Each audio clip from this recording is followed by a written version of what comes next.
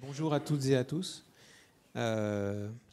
Merci d'être là pour cette conférence relative aux nouveaux usages en quelque sorte, c'est-à-dire tout ce qui peut allier le numérique et la qualité de vie.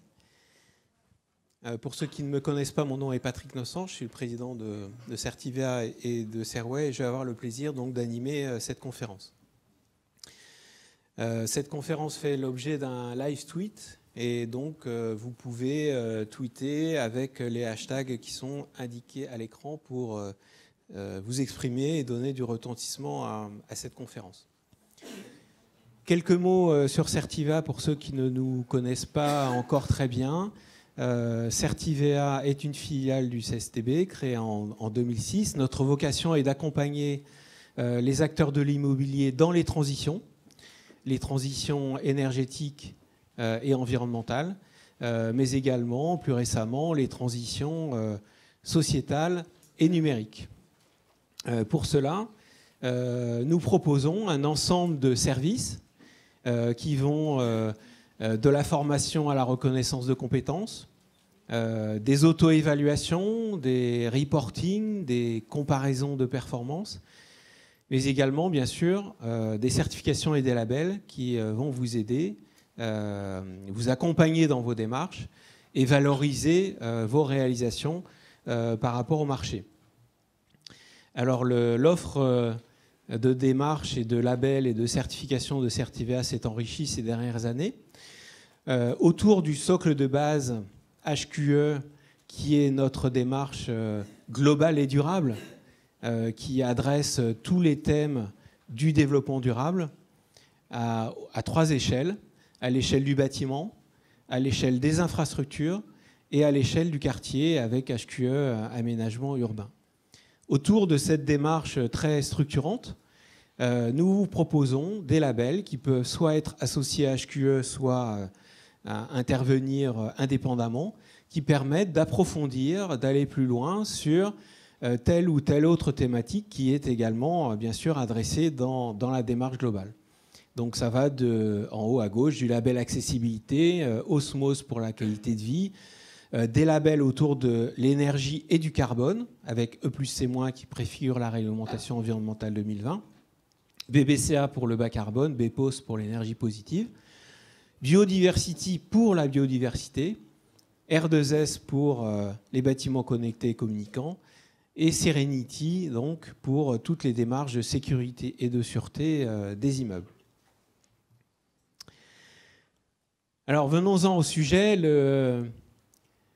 Il y a beaucoup de transformations aujourd'hui autour des usages et des pratiques dans les bâtiments et dans la ville durable. Alors on peut citer le travail à distance. Je crois qu'il y a plus d'un tiers des salariés qui aujourd'hui déclarent travailler à distance. Et avec des lois, des incitations, des encouragements à privilégier ce mode, merci beaucoup, ce mode de travail qui permet de concilier qualité de vie et puis moindre impact sur l'environnement. Les objets connectés, d'aucuns disent qu'il y aura bientôt plus d'objets connectés sur Terre que d'êtres humains. Donc des objets connectés qui arrivent dans notre vie de tous les jours, à la fois dans nos logements, mais également dans nos lieux de travail. Le travail collaboratif, qui est vraiment une attente de plus en plus forte des organisations. Bien sûr, il n'y a pas un mode de travail unique. Chaque organisation doit réfléchir à sa façon de s'organiser, mais force est de constater que des lieux, des tiers-lieux, des lieux de collaboration, etc., se développent de plus en plus. Et puis, les services numériques, nous avons été habitués à avoir, nous sommes habitués à avoir dans nos poches des smartphones qui nous offrent quantité de services numériques. Nous commençons à retrouver ces services numériques dans les automobiles. Nul doute que prochainement, ces services numériques, nous les trouverons avec la même facilité d'utilisation également dans les immeubles, qu'ils soient encore une fois d'habitation ou tertiaires. Alors, je vais dans le mauvais sens, excusez-moi. Tout ça nous a amené à penser des schémas, des démarches qui, avant tout, sont une structuration en quelque sorte de la pensée et des concepts, mais qui permettent d'aller jusqu'à l'action, donc d'irriguer des outils, de la formation et d'aller jusqu'au label sur des sujets qui sont tout à fait nouveaux. Et donc nous avons travaillé avec la Smart Building Alliance, également avec l'Alliance HQE, à un cadre de définition de ce qu'est un label connecté et communicant qui est devenu, après un travail sur les critères, un label R2S, Ready to Service, avec une première catégorie d'exigences autour de principes techniques. La connectivité, on ne peut pas imaginer travailler sur le numérique si on n'a pas une bonne connectivité. L'architecture réseau, là il s'agit de distribuer à l'intérieur du bâtiment la donnée auprès des utilisateurs, la donnée étant le 5e fluide du bâtiment pour faire image.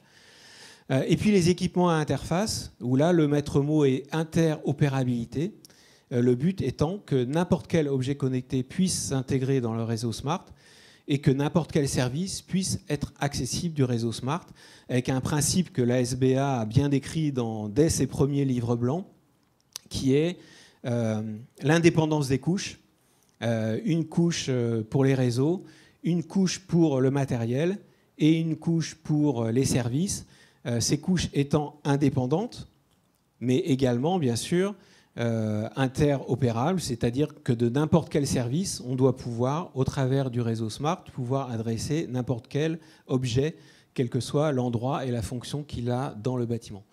Une deuxième catégorie de critères autour de la gouvernance, donc bien sûr de la sécurité numérique, bien sûr de la protection des données, mais également des précautions à prendre sur les ondes électromagnétiques, à prendre sur le poids environnemental du numérique, qui est une préoccupation qu'on devrait tous avoir pour avoir une balance positive du numérique vis-à-vis du développement durable.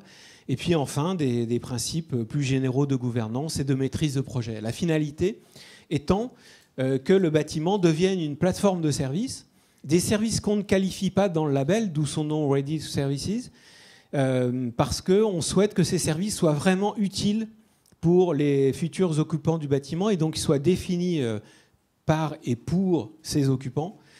Et puis, on imagine bien qu'offrir une plateforme de services telle que ce bâtiment connecté va permettre de développer des nouveaux services qu'on n'imagine pas aujourd'hui. Et donc, il faut aussi que nos schémas puissent s'adapter à cette offre nouvelle qui ne manquera pas d'arriver. Deuxième label que je voulais vous présenter, démarche nouvelle produite par Certivea avec les parties prenantes, c'est Osmose. Osmose, on vise un double objectif. Premier objectif, c'est la qualité de vie, le bien-être des collaborateurs. Et en même temps, nous visons un objectif de performance de l'entreprise. Bien sûr que le bien-être participe à la performance de l'entreprise. Je pense qu'on en est de plus en plus persuadé dans les organisations. Mais il y a aussi des critères qui permettent de favoriser la performance de l'entreprise. Et donc on vise explicitement ces deux objectifs avec, vous le voyez, un ensemble de thématiques qui vont de la santé environnementale, par exemple la qualité de l'air intérieur, l'hygiène de vie, ça passe par le sport, l'alimentation, l'équilibre entre vie professionnelle et vie privée. Là, on va toucher aux outils numériques, bien sûr, au travail à domicile, mais aussi à tous les services qui vont faciliter cet équilibre. La communication et le lien social qui va donner du sens à l'action. Les fonctionnalités, un bâtiment tertiaire, un bâtiment de bureau, c'est d'abord un outil de travail qui doit offrir des fonctionnalités attendues, bien sûr, pour être efficace. Et puis une démarche collaborative sans laquelle il n'y a pas de réel progrès avec les collaborateurs de l'entreprise. Donc tout ça, tous ces thèmes sont adressés par la démarche Osmose et sont répartis sur 3 leviers. Un levier bâti, donc qui est plutôt de la responsabilité des propriétaires et des foncières. Un levier sur les aménagements intérieurs et un levier sur l'animation et les ressources humaines qui participent évidemment beaucoup à la qualité de vie des collaborateurs. Autour d'Osmose, on propose un ensemble de services qui vont démarche de sensibilisation avec un outil en ligne gratuit qui vous permet en un quart d'heure, une demi-heure selon la vitesse, peut-être 10 minutes même, de vraiment balayer les principaux aspects de la qualité de vie au travail. Et cet outil en ligne vous sort un profil Osmose, d'où le nom Osmose, mon profil, qui va vous inciter à prendre en compte de nouveaux leviers d'action pour la qualité de vie au travail. Bien sûr, des outils d'évaluation sur l'ensemble des thèmes et de valorisation au travers d'un label Osmose qui peut s'appliquer sur le levier bâti, aménagement ou animation RH, ou sur 2 d'entre eux, ou sur 3 d'entre eux, évidemment, à votre main. Voilà ce que je pouvais vous dire en introduction sur à la fois les enjeux tels que nous les percevons chez Certivea et les outils qui sont d'ores et déjà à votre disposition. Je vais maintenant passer la parole à Emmanuel François, qui est le président de la Smart Building Alliance for Smart Cities, et qui va nous faire part, lui aussi, à la fois de ses enjeux et de sa vision de l'évolution donc du numérique dans l'immobilier. Merci Patrick. Bonjour, merci pour cette invitation. Nous sommes partenaires effectivement maintenant depuis plus d'1 an. On a travaillé ensemble sur la rédaction du label Ready to Service. Mais pourquoi un label sur les services? Parce qu'en fait, on s'est rendu compte il y a quelques années que le numérique était en train de tout bouleverser, tout changer. Et on passait quelque part avec de nouveaux référentiels. Le référentiel d'hier, c'était plus la propriété. Aujourd'hui, effectivement, on se rend compte, comme tu l'as dit, c'est l'usage. Et quelque part, qu'importe le bâtiment, pourvu qu'il soit adapté aux usages. Et on parle de plus en plus de multi-usage, et donc pas mono-usage. Le numérique, quelque part, a complètement changé nos activités humaines. Comme tu l'as dit, le travail, on parle de travail, mais on parle de télétravail. On parle de santé, mais on parle d'e-santé. On parle de commerce, mais on parle aussi d'e-commerce. On parle d'enseignement, on parle de MOOC. On peut en parler tout à l'heure d'ailleurs. Etc., etc. Et en fait, on se rend compte que toutes ces activités, elles peuvent être non plus faites dans un bâtiment dédié à une activité, mais dans un bâtiment dédié à X activités. Et c'est là le grand changement. Ça veut dire qu'il faut repenser quelque part les bâtiments pour qu'ils deviennent de plus en plus pluriels, multi-usages, et comme tu l'as dit, plateforme de service. Alors, plateforme de service, c'est un grand mot. Mais derrière plateforme de service, il y a des éléments tangibles qui vont permettre de valoriser ce bâtiment. Effectivement, aujourd'hui, mon iPhone en lui-même, il n'a pas de valeur. Il a des valeurs parce qu'en fait, il y a des applications que je tire. Eh bien, ça va être pareil pour le bâtiment. Et plus j'aurai des services, plus effectivement, je vais tirer de la valeur de ce bâtiment.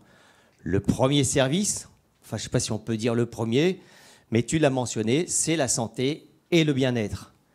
Parce que c'est celui qui permet au mieux de valoriser le bâtiment. Quand on sait que dans les charges d'un bâtiment, 90%, c'est les salaires. Enfin, surtout un bâtiment tertiaire. Donc effectivement, si vous faites 10% d'efficience en plus au travail, ben, ça vaut beaucoup plus que 10% d'économie d'énergie qui représente 1% des coûts. Donc ça, c'est un élément. Après, il y a effectivement l'aménagement des espaces, l'optimisation des espaces. Il y a bien sûr l'énergie, et puis il y a d'autres services, les services à la personne, la mobilité, etc., etc. Alors ensuite, qu'est-ce qui fait qu'on va pouvoir avoir un bâtiment plateforme de services? Ben, il faut la confiance. Il faut la confiance dans les systèmes. Effectivement, si demain j'ai un bâtiment qui est intelligent, il faut que dans 2 ans, dans 5 ans, il soit toujours intelligent, il soit évolutif. Et si j'ai une idée de nouveaux services, tu as dit, on n'a pas tous les services en tête, eh bien, je n'ai pas à tout recabler, à tout repenser. Il faut effectivement que ce bâtiment soit évolutif. Et c'est pour ça qu'on a travaillé sur ce label Ready to Service qui va apporter de la pérennité au bâtiment, de l'évolutivité. Ensuite, pour un peu conclure et puis vous faire un parallèle, aujourd'hui, si vous regardez le monde de l'automobile, je pense que tout le monde ici dans la salle est d'accord que c'est un monde qui est en train de changer diamétralement, complètement. Et aujourd'hui, les acteurs de l'automobile ne parlent plus d'automobile, ils parlent de services autour de la mobilité. Et ils savent que quelque part, ils sont menacés par d'autres acteurs, parce que faire un véhicule électrique, entre guillemets, c'est peut-être plus facile. Et en tous les cas, on se rend compte qu'on est en train de réinventer le véhicule, avec des batteries qui pèsent 50% de la valeur du bâtiment, pas du bâtiment, du véhicule. Et donc ça change du tout au tout. Et aujourd'hui, les constructeurs automobiles doivent réinventer leur métier. C'est un vrai sujet. Et en plus, quelque part, ils se disent, tiens, mais si moi je fais de la voiture électrique, je vais peut-être aussi être un impérateur du smart grid, parce que les batteries vont transmettre de l'énergie. Donc déjà, on se rend compte que c'est plus un service, la mobilité, mais deux services, mobilité plus l'énergie. Eh bien, le monde de l'industrie, le monde de l'industrie de l'immobilier est en train de vivre la même révolution. Et elle arrive, elle est là. Parce qu'effectivement, on ne va plus parler d'un bâtiment, on va parler de services autour des espaces. Et des espaces pluriels, multi-usages. Et au-delà de ça, ça implique un nouveau mot, dont on a parlé, la plateforme de services. Parce qu'effectivement, si on a des services, pour que ça vive tout ça, il faut qu'il y ait une plateforme. Une plateforme qui agrège les services autour des espaces, l'optimisation des espaces, le nettoyage, la santé, etc., la géolocalisation. Mais ça va au-delà. Ça va être aussi les services autour de la mobilité, un service à la personne. Et puis on va peut-être aller des services dans la ville. Donc quelque part, c'est un vrai changement. Donc il y a une plateforme de services qui va apporter ces services. Et derrière, il y a un nouvel acteur qui est l'opérateur de service. Et je suis sûr qu'ici, dans la salle, il y a des personnes qui se disent « Est-ce que moi, je serais opérateur de service ?» Je suis dans le monde de l'immobilier. Aujourd'hui, je m'occupe d'un bâtiment, mais quelque part, j'ai envie de m'étendre aussi à la ville et je serai opérateur de service du bâtiment et de la ville. On parle de bâtiments multi-usages. On parle de services pluriels. Eh bien, en fait, vous n'aurez pas tous les espaces pour tous les usages dans un bâtiment. Ça sera à l'échelle d'un quartier. C'est-à-dire que si je veux une salle de réunion, peut-être qu'elle ne sera pas dans mon bâtiment, mais dans le bâtiment d'à côté. Si je veux un restaurant d'entreprise, ça ne sera peut-être pas forcément dans mon bâtiment, mais dans un bâtiment d'à côté. Si je veux de la mobilité, elle ne sera pas dans mon parking, mais peut-être le parking d'à côté. Et on peut même aller au-delà. C'est-à-dire que demain, cet opérateur de service va proposer des services à l'heure autour des espaces, autour de la mobilité, et autour du travail, mais pas que.